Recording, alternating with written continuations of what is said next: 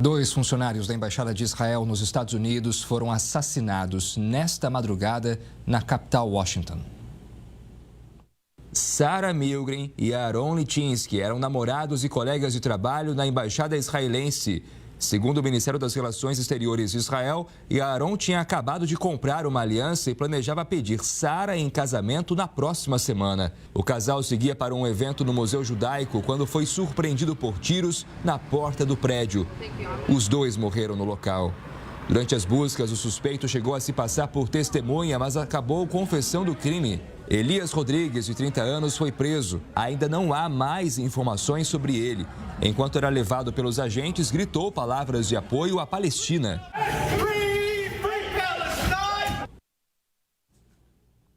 A Confederação Israelita do Brasil condenou o ataque terrorista. A entidade apontou que a campanha de ódio contra o Estado judeu estimula a violência antissemita globalmente e expressou solidariedade às famílias e à comunidade judaica, além do Comitê Judeu-Americano, que organizou o evento que o casal assassinado havia participado. E o presidente Donald Trump manifestou condolências às famílias das vítimas. Em uma postagem nas redes sociais, ele ainda classificou o crime como um ato claro de antissemitismo. Disse também que ódio e radicalismo não têm espaço na sociedade americana.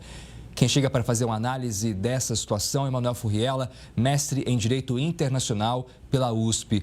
Manuel, boa tarde para você. Mais uma situação muito lamentável que envolve segurança pública diretamente nos Estados Unidos, porque é disso que se trata. Boa tarde. Realmente, né, esses atos de preconceito, de racismo, xenofobia, todos esses são considerados crimes de ódio. Então, nesse caso em específico, obviamente que a gente tem que aguardar as investigações, mas pelo que tudo indica, pela atitude do agressor, realmente é uma questão que envolve antissemitismo, é uma questão de preconceito.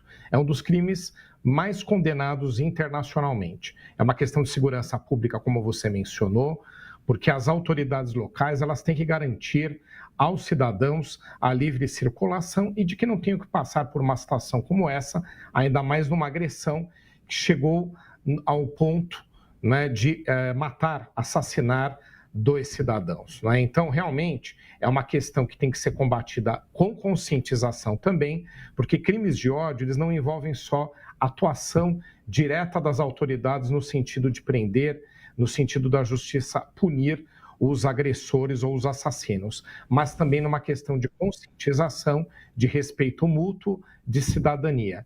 É um dos crimes mais odiosos, ele é previsto como condenado por até mesmo normas internacionais, tratados, acordos, e não somente pela legislação local, no caso a legislação americana. Pois é, e além de Donald Trump, o primeiro-ministro israelense também se manifestou. Benjamin Netanyahu disse estar chocado com os assassinatos antissemitas. O presidente israelense também afirmou estar devastado. Já o ministro das Relações Exteriores de Israel acusou autoridades da Europa de incitar o ódio contra israelenses. O representante não especificou nenhum país ou autoridade, mas disse que a hostilidade contra Israel é praticada por líderes de muitos países, especialmente da Europa. Apesar das acusações, governos de países europeus, além da União Europeia, se manifestaram sobre o ataque e disseram que não pode haver espaço para o ódio e extremismo na sociedade. Isso levanta um debate daquilo que se fala, né, Manuel? Que também é um ataque contra minorias, ou seja, o que se fala, o poder da palavra, também pode levar a ataques que, na prática, causam tragédias como essa que a gente tem acompanhado. As personalidades públicas, aqueles que têm poder principalmente de gestão nos países, ainda os primeiros ministros, os presidentes, e aí foram mencionados os países europeus, o que eles têm que fazer nessas situações é condenar publicamente os atos de agressão. Agora, o que a gente não pode confundir, nesse caso específico, são aqueles discursos de governos condenando o governo de Israel por suas decisões, com outros que sejam relacionados a atos de preconceito. Então, a gente tem que separar essas questões. Então, o governo de qualquer Estado, não somente o de Israel, ele está sujeito a ouvir críticas e tem que saber lidar com isso. Isso não necessariamente alimenta ataques ou faz com que haja antissemitismo ou faça com que haja algum tipo de ataque relacionado com os crimes de ódio que eu mencionei. Mas, de qualquer forma, a atitude tem que ser, em episódios como esse, de franca, clara condenação. Além disso, esses países eles têm que organizar projetos, propostas de proteção de minorias. A gente sabe que, infelizmente, os grupos judaicos eles passam por perseguição em muitos estados, mas não são os únicos. Outros grupos minoritários também passam pelo mesmo. É obrigação dos países, é obrigação dos estados condenar os atos publicamente, mas também tomar providências de conscientização e principalmente de proteção dos grupos minoritários, das minorias mundo afora. E depois do ataque, Israel determinou o reforço imediato na segurança de todas as missões diplomáticas do país no exterior. Segundo o comunicado, o primeiro-ministro também deu instruções para aumentar a proteção de todos os representantes do Estado israelense. As embaixadas israelenses em Roma, na Itália, e Berlim, na Alemanha, confirmaram os reforços. Segundo o Ministério das Relações Exteriores de Israel, o país mantém 196 missões diplomáticas ao redor do mundo. É uma questão importante, né, Manuel? Porque a gente não sabe até o momento se trata-se de um lobo solitário, ou seja, uma pessoa que de fato agiu sozinha, ou se seria um ataque coordenado com outras ações que possam acontecer nas próximas horas ou nos próximos dias. Esses ataques, eles têm vários tipos de origens, né? Então, nós tínhamos, alguns anos atrás, principalmente antes dos ataques de 11 de setembro, né, há 25 anos atrás, nós tínhamos um cenário onde a maior parte dos ataques terroristas, eles eram coordenados por grupos terroristas. Então, você conseguia identificar por dois motivos. Um, porque se sabia geralmente de onde vinham as origens, e o outro, porque os grupos terroristas, regra geral, eles não fazem ataques anônimos. Eles têm total interesse em que seja identificada a autoria, para quê? Para que sejam autorizados e relacionados com esses ataques. Então, a autoria é importante para grupos terroristas. No transcorrer dos anos, o grande combate internacional aos grupos terroristas, o problema ele ficou difuso. Pode ser desde um cidadão insatisfeito, extremista, com algum tipo de decisão de algum país, que organiza um ataque, talvez seja inclusive o ataque sobre o ataque de hoje, ou até mesmo ainda de grupos que se organizam e se mobilizam, inclusive utilizando redes sociais. Então é um grande desafio para as autoridades locais. Agora, identificar a associação com grupos é importante, por quê? Porque às vezes punir somente esse indivíduo em específico que que cometeu esses crimes, esses atos de agressão, não é suficiente. Porque se ele faz parte de alguma associação criminosa, ela também tem que ser desmantelada e seus integrantes também têm que sofrer punições seguindo a lei.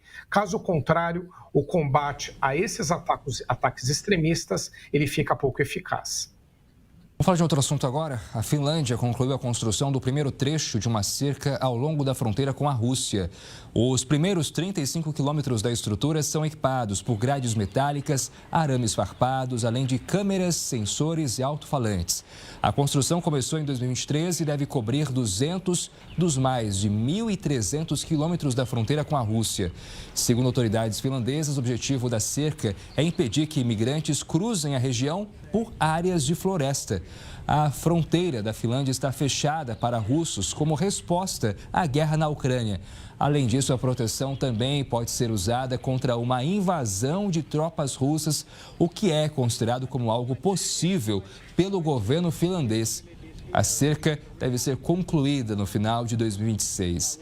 A cada vez que a gente traz aqui uma notícia de um país tentando se blindar, como se fosse um condomínio fechado e que assim possa ou que pudesse se isolar dos seus vizinhos, é uma notícia triste, né, Manuel? Porque a gente vê que, na verdade, todos fazem parte de um mesmo globo e que essa tentativa de isolamento acaba apenas mostrando os problemas que nós temos em relação a uns com os outros. No caso, um personagem que é complicado, que é a Rússia de Vladimir Putin. É realmente lamentável, mas a Finlândia e outros países europeus, eles vivem um momento de tensão, porque Donald Trump já anunciou que a União Europeia e a Europa, ela tem que se reorganizar para se proteger sozinha. Óbvio que existe a OTAN, existe esse grande acordo internacional, essa organização internacional de cooperação e defesa. Mas havia uma proteção por parte dos Estados Unidos a várias regiões do mundo, inclusive a Europa. Outro motivo, a Finlândia tem um passado de hostilidades em relação à Rússia. Ela foi invadida em mais do que uma vez, inclusive no século XX, ou seja, algumas décadas atrás. Então, essa questão de tensão, ela é uma constante. Com a invasão da Ucrânia, a Finlândia tomou uma providência que ela sempre evitava, que era de fazer parte da OTAN. A OTAN é a Organização Internacional do Atlântico Norte, que perfaz um conjunto de países que se organizam para se proteger mutuamente, da qual faz parte a maior parte da Europa e os Estados Unidos. Mas a Finlândia, justamente por conta de não querer hostilidades com a Rússia, por conta de um passado recente, como eu mencionei também, de dificuldade na relação de segurança, ela acabou decidindo fazer parte da OTAN. Isso não vai diminuir a tensão.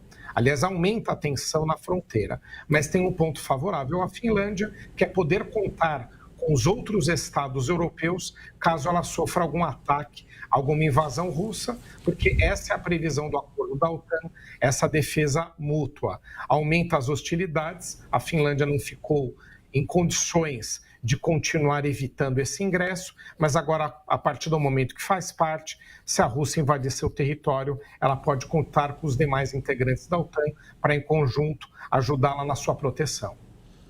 Professor Manuel Furriela, obrigado pela sua análise e participação com a gente hoje aqui. Uma boa tarde. Boa tarde a todos.